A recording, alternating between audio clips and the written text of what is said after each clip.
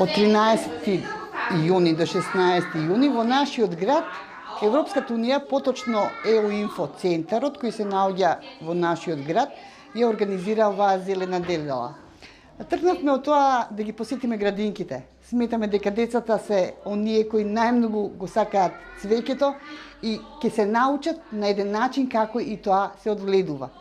Денеска имаме презентација во клон и овие денови во сите клона во градинката Детска радост во Струмица ќе ја одржиме презентацијата, ќе ги научиме децата да го сакаат цвеќето, да го чуваат цвеќето и како тоа се одгледува.